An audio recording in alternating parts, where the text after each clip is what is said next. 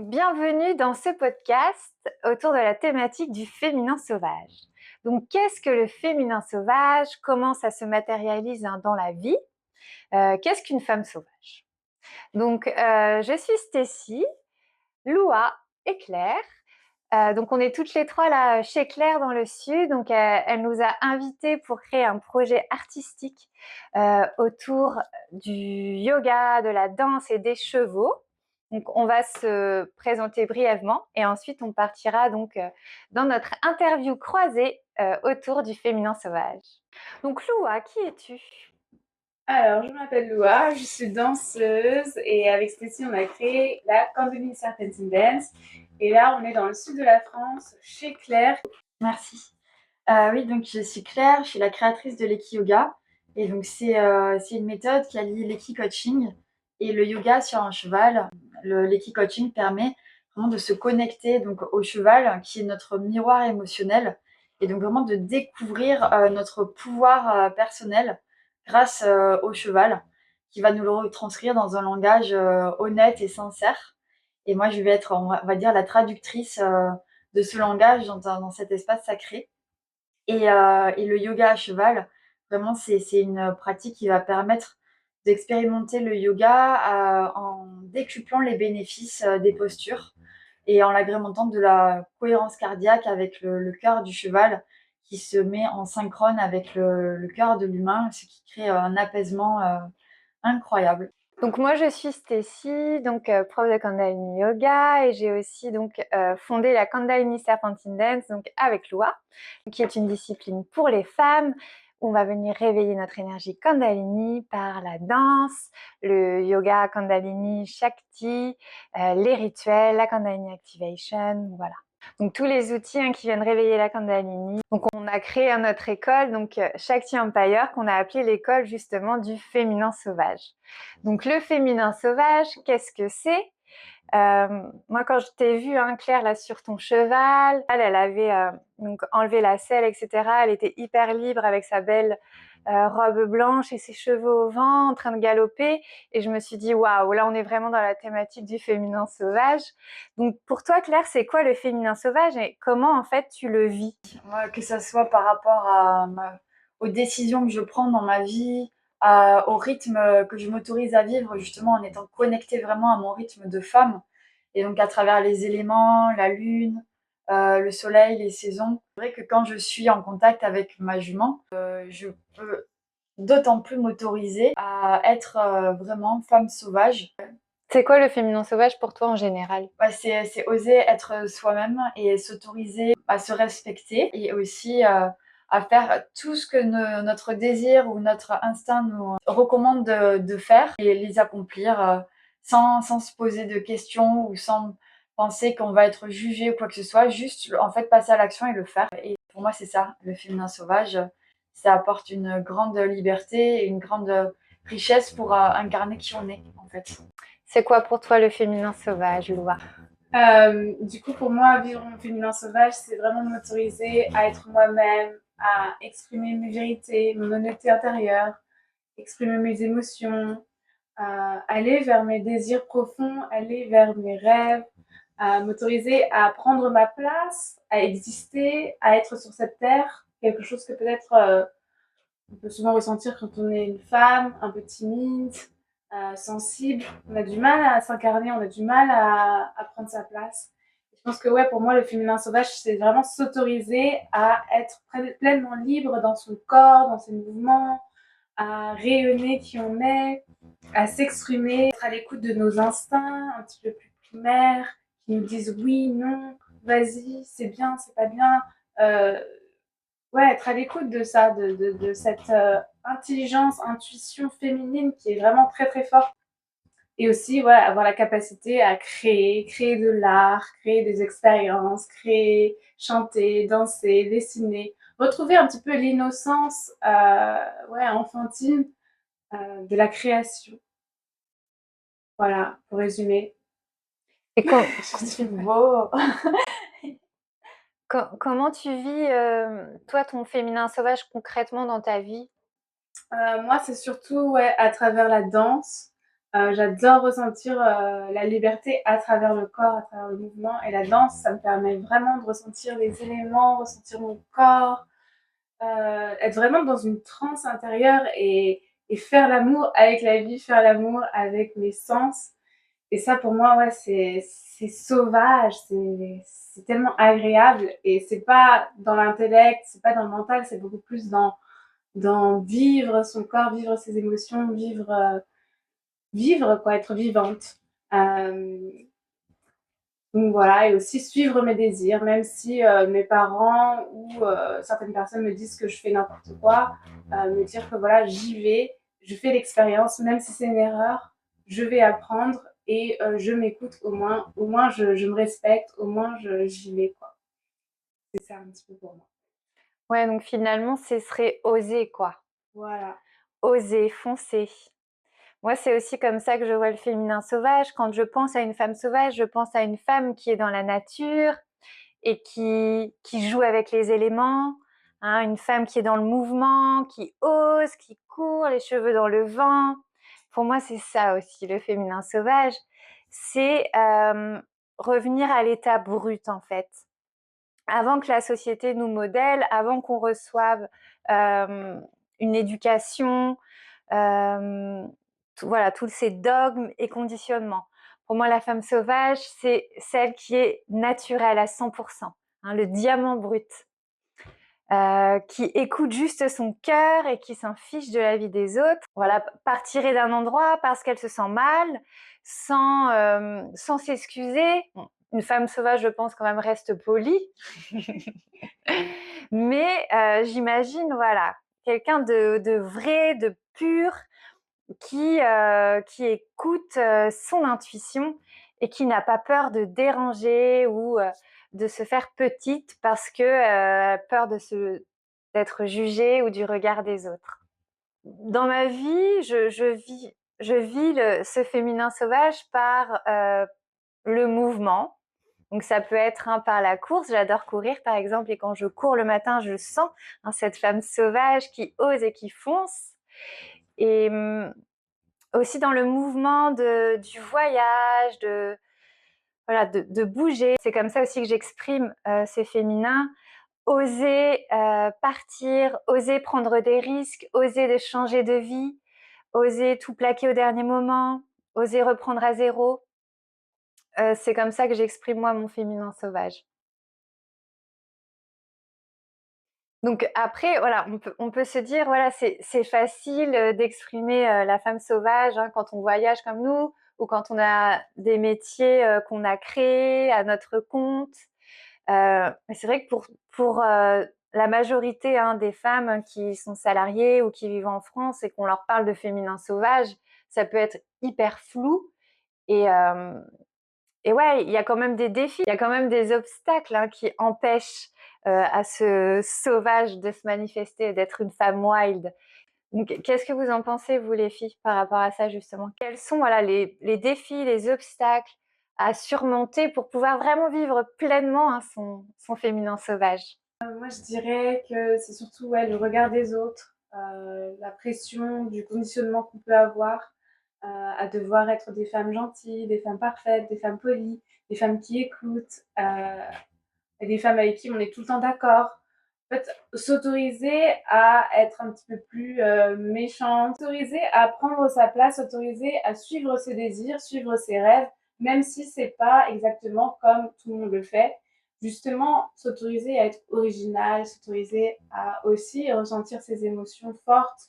Et les obstacles principaux pour incarner sa femme sauvage, c'est la peur d'être sensuelle, d'être une femme qui incarne sa féminité. Je pense que ça fait peur parce qu'on n'a pas appris à vraiment incarner cette femme sensuelle, cette femme sauvage.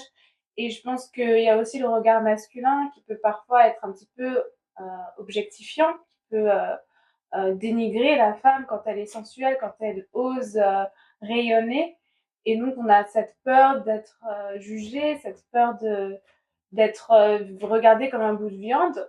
Et donc, peut-être qu'on réprime ou qu'on s'empêche de ressentir cette énergie sauvage, cette sensualité tellement innée, tellement naturelle de lâcher prise, de plaisir Et donc, savoir le vivre pour soi en premier, entre femmes en premier, pour pouvoir vraiment se sentir en sécurité dans cette expression d'énergie sensuelle. Je pense que c'est ça l'obstacle, le regard de l'autre qui n'est pas forcément sacré, qui peut parfois aussi dénigrer et objectifier, et que c'est dommage, on passe à côté du côté mystique profond de la femme. Il y a vraiment un code dans les hanches, dans le corps féminin. Il y a quelque chose de tellement puissant qui peut vraiment réveiller justement l'énergie Kundalini, réveiller la créativité.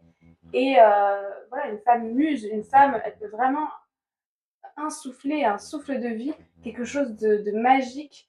Et souvent, on s'empêche d'incarner ça, de rayonner ça en tant que femme, et c'est vraiment trop dommage. Rien que pour soi, en fait, c'est tellement libérateur et guérisseur. Donc toi, tu parles de sensualité. J'adore ce que tu as dit. Merci. Là, tu parles de sensualité. Donc pour toi, une femme sauvage, c'est une femme sensuelle, c'est ça? Aussi, oui, il n'y a pas que ça, hein. Il y a aussi le fait que c'est une femme qui est à l'écoute de ses phases, qui est à l'écoute de ses rythmes, qui est à l'écoute de ses émotions fortes, de ses côtés plus yin, plus sombres, mais aussi de sa sensualité, de sa sexualité. On est vraiment multidimensionnel en tant que femme. Et donc, être femme sauvage, pour moi, c'est aussi savoir faire face à ce côté multidimensionnel. On n'est pas que une façon d'être. On a énormément de capacités. On est intellectuel, mais on est aussi physique, on est énergétique. Voilà, on a tellement d'aspects. Ok. S'autoriser à être multidimensionnel et rayonner dans toutes ses facettes. En fait.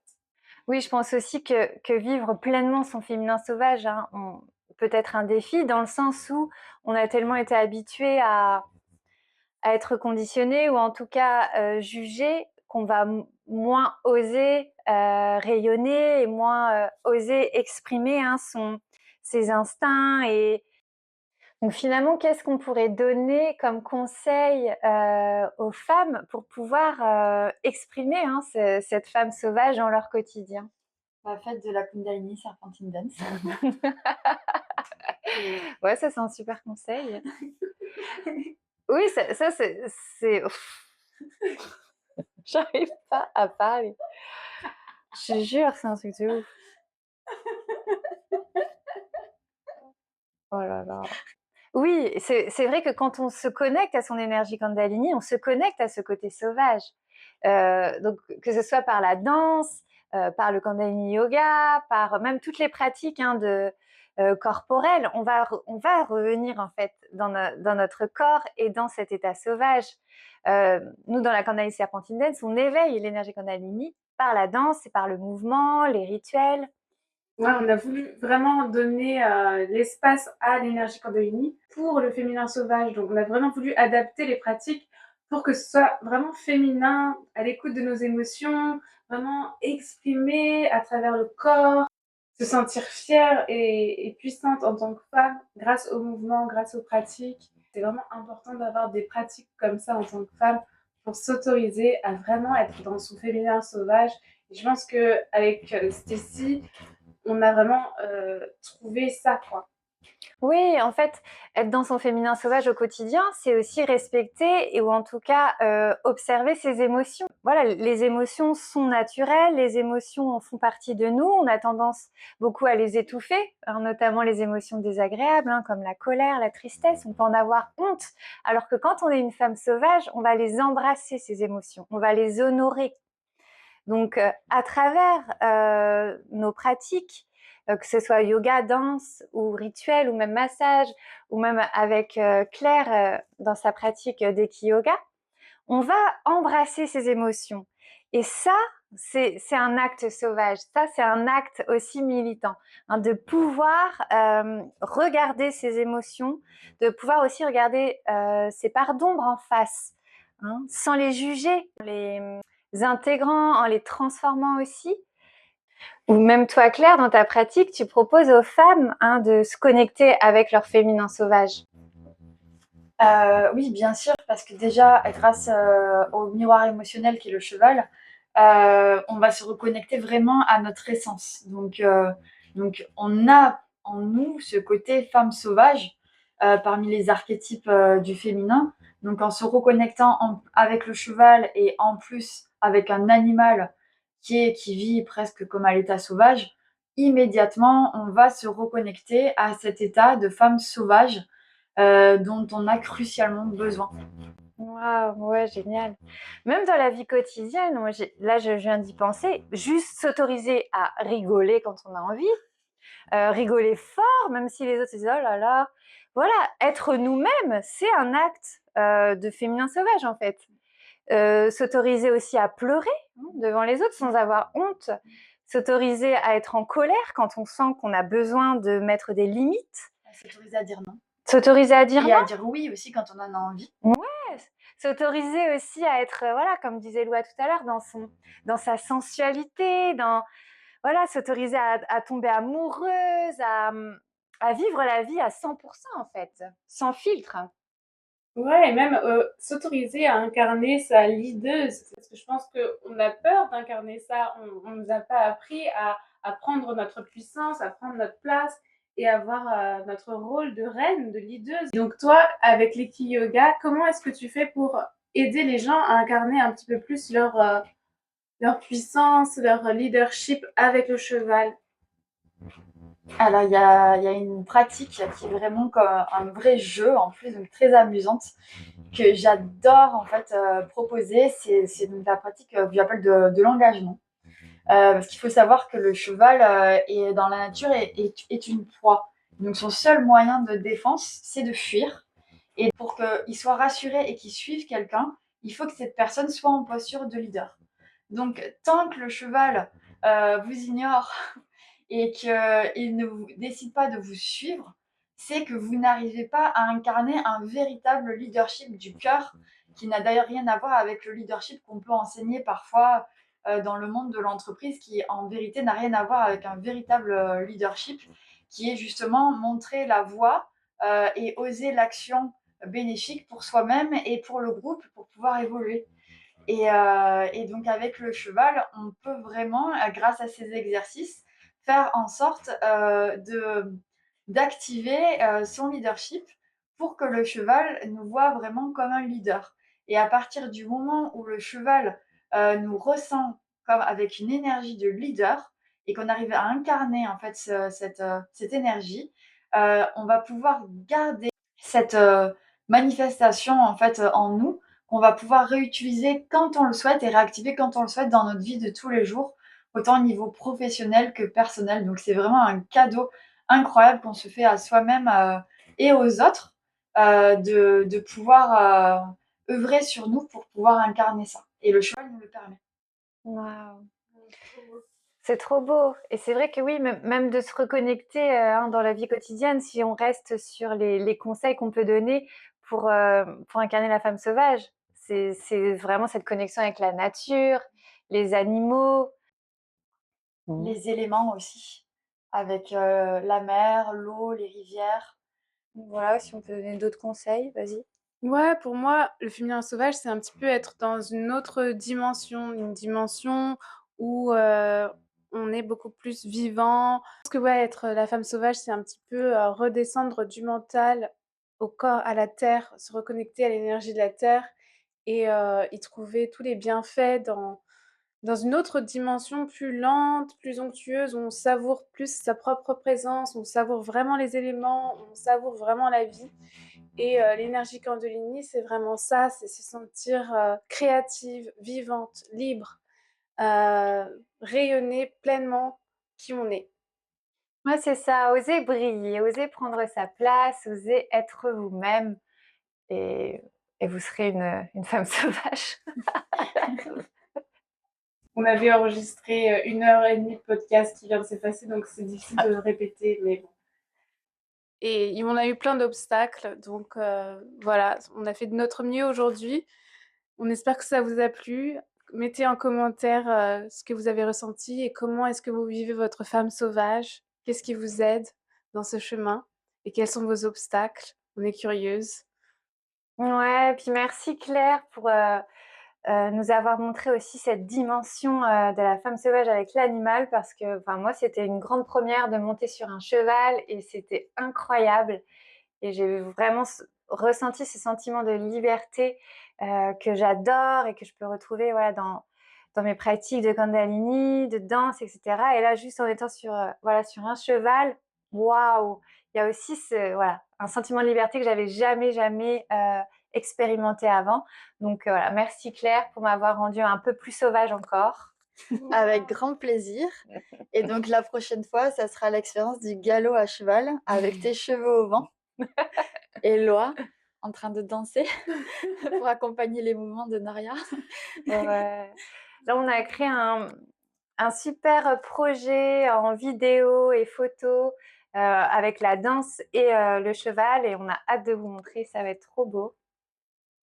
Ouais, en tout cas, c'était une super collaboration. On avait à cœur à vous présenter Claire et à faire une co-création ensemble où on parle de ces sujets qui nous tiennent vraiment à cœur et auxquels on est vraiment passionnés.